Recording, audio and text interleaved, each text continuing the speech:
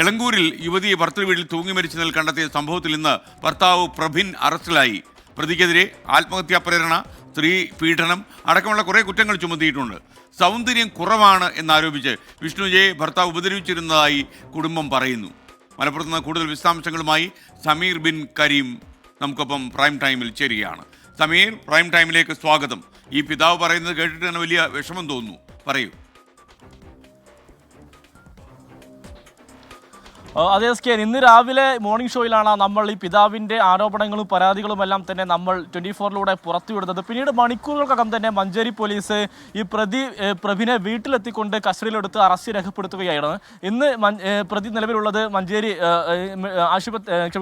Police സ്റ്റേഷനിലാണ്. പ്രതിയുടെ arrest ഉച്ചയ്ക്ക് ശേഷമാണ് പോലീസ് രേഖപ്പെടുത്തിയിരിക്കുന്നത്.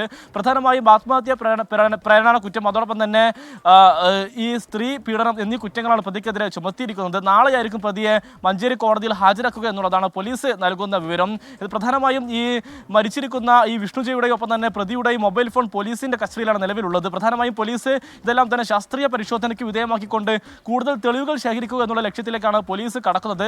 അതോടൊപ്പം തന്നെ ഈ പ്രഭിന്റെ ബന്ധുക്കളെ ഈ പോലീസ് ചോദ്യം ചെയ്യുമെന്നുള്ളതാണ് നമുക്ക് നിലവിൽ ലഭ്യമാകുന്ന വിവരം. ഏതായാലും ഇക്കഴിഞ്ഞ വ്യാഴാഴ്ചയാണ് വിഷ്ണുജയെ എളങ്കൂരിലെ പ്രഭിന്റെ വീട്ടിൽ വെച്ച് ആത്മഹത്യ ചെയ്ത നിലയിൽ ഈ ബന്ധുക്കൾ കാണുന്നത്. പിന്നീട് ഈ ആരോപണവുമായി ഇവരുടെ കുടുംബം രംഗത്ത് വരികയായിരുന്നു. പ്രധാനമായും പറഞ്ഞത് ഈ പെൺകുട്ടി സൗന്ദര്യം കുറവാണെന്ന് പറഞ്ഞ് നിരന്തരമായി ഈ പ്രവീൺ പെൺകുട്ടിയെ ഉപദ്രവിച്ചിരുന്നു. അതോടൊപ്പം തന്നെ സ്ത്രീധനം നൽകിയത് കുറവാണെന്ന് പറഞ്ഞ് ഉപദ്രവിച്ചിരുന്നു. ഈ പെൺകുട്ടിക്ക് ജോലിയില്ല എന്ന് പറഞ്ഞ് ഉപദ്രവിച്ചു. അങ്ങനെ തുടർച്ചയായുള്ള മാനസിക ശാരീരിക പീഡനങ്ങൾക്കൊടുവിലാണ് ഈ പെൺകുട്ടിയുടെ ജീവൻ പൊലിഞ്ഞത് എന്നുള്ളതാണ് ഏറെ സങ്കടകരമായിട്ടുള്ള ഒരു വസ്തുത. പക്ഷേ ഇതിലേറ്റവും പ്രധാനപ്പെട്ട കാര്യം, ഈ വിവാഹം കഴിഞ്ഞ് ഒരാഴ്ച കഴിയുമ്പോൾ തന്നെ ഈ പീഡനം തുടങ്ങിയിട്ടും ഈ പെൺകുട്ടി വീട്ടിൽ പോലും പറയാൻ തയ്യാറായില്ല എന്നുള്ളതാണ്. കാരണം തനിക്ക് ഒറ്റയ്ക്ക് നേരിടാൻ കഴിയും, വീട്ടിൽ പ്രായമായ തൻ്റെ മാതാപിതാക്കളെ അറിയിക്കാതെ താൻ ഒറ്റയ്ക്ക് പരിഹരിക്കുമെന്നുള്ള ഒരു ആത്മവിശ്വാസമായിരുന്നു ഈ പെൺകുട്ടിക്ക് ഉണ്ടായിരുന്നത്. പക്ഷേ ഈ സുഹൃത്തുക്കളോട് എല്ലാവരോടും തന്നെ ഇക്കാര്യങ്ങളൊക്കെ തന്നെ ഈ പെൺകുട്ടി പങ്കുവച്ചിരുന്നു. പിന്നീട് മരണശേഷമാണ് ഈ സുഹൃത്തുക്കൾ ഇക്കാര്യങ്ങളൊക്കെ തന്നെ ഈ ബന്ധുക്കളെ അറിയിക്കുന്നത്. അവർ പോലും ഒരിക്കലും പ്രതീക്ഷിച്ചിരുന്നില്ല ഈ ഇത്രയും ബോൾഡായ, ഇത്രയും ആത്മവിശ്വാസമുള്ള ഈ ഒരു പെൺകുട്ടി ഒരു ആത്മഹത്യയിലേക്ക് പോകുമെന്ന് ഒരിക്കലും തന്നെ സുഹൃത്തുക്കളോ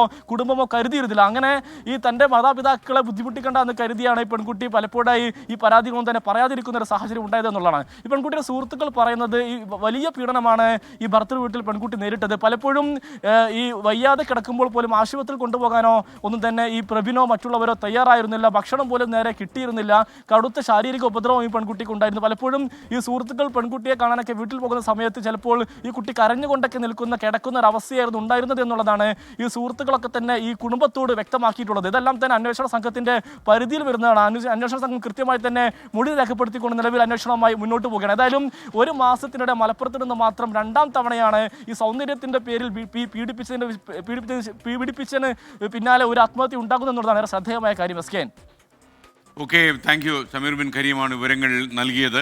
എന്തായാലും ഈ കുട്ടി ഒരുപാട് പീഡനങ്ങൾ അനുഭവിച്ചിരുന്നു എന്നാണ് നമുക്ക് മനസ്സിലാക്കാൻ കഴിയുന്നത്. ചില പ്രേക്ഷകരൊക്കെ പറയുന്നുണ്ട് കെട്ടിച്ചയച്ചു കഴിഞ്ഞാൽ പിന്നെ അങ്ങോട്ട് മാതാപിതാക്കൾ തിരിഞ്ഞു നോക്കില്ല, അവരെ വിളിച്ച് അന്വേഷിക്കണം എന്ന് പറയുന്നത്. അതൊക്കെ വളരെ ചെറിയ കേസുകളാണ്. മിക്ക കേസുകളിലും ഈ മാതാപിതാക്കളൊക്കെ അന്വേഷിക്കും. പ്രത്യേകിച്ച് പെൺമക്കളെയൊക്കെ അയച്ചു കഴിഞ്ഞാൽ മാതാപിതാക്കൾക്ക് നല്ല ടെൻഷനാണ്. അവിടെ പോയി കുട്ടികൾക്ക് പൊരുത്തപ്പെടാൻ കഴിയുമോ, ഭർത്താവുമായിട്ട് സ്വൈര്യ ജീവിതമുണ്ടോ, അമ്മായിയമ്മ ശരിയാണോ എന്നൊക്കെ പറഞ്ഞ് ഉത്കണ്ഠപ്പെട്ട് അവർ അന്വേഷിക്കാറുണ്ട്. അങ്ങനെ അന്വേഷിക്കുന്നില്ല എന്ന് നമുക്ക് പറയാൻ കഴിയില്ല. പക്ഷേ പലപ്പോഴും സംഭവിക്കുന്നത് എന്താണെന്ന് ചോദിച്ചു കഴിഞ്ഞാൽ ഈ ഇങ്ങനെ കെട്ടിച്ചയക്കുന്ന പെൺകുട്ടികൾ തന്നെ വീട്ടിലൊന്നും പറഞ്ഞ് അവരെ ബുദ്ധിമുട്ടിക്കേണ്ട, വിഷമിപ്പിക്കേണ്ടെന്ന് കരുതി കുറേ കാലം ഇത് മൂടി വയ്ക്കും. പറയത്തില്ല, പുറത്ത് പറയത്തില്ല, ആരും അറിയില്ല ഈ കിടപ്പറയിൽ എന്തൊക്കെ സംഭവിക്കുന്നു എന്നുള്ള കാര്യം ആരും അറിയാതെ പോകും. അനുഭവിക്കുന്ന പീഡനങ്ങളൊക്കെ അവർ സ്വയം ഏറ്റുവാങ്ങും. അവസാനം ഒരു ചാൺ കയറെടുത്ത് വെച്ച് ചിലപ്പോൾ അവസാനിപ്പിച്ച് കളയും. നമുക്ക് അവരോട് പറയാനുള്ളത്, കുട്ടികളെ നിങ്ങൾ ആത്മഹത്യയുടെ വഴിയല്ല തിരഞ്ഞെടുക്കേണ്ടത്. നിങ്ങൾക്ക് നിയമത്തിൻ്റെ വഴികളുണ്ട്, അതാദ്യം നോക്കണം. മാതാപിതാക്കളോട് അവരുടെ വഴികളും നോക്കണം.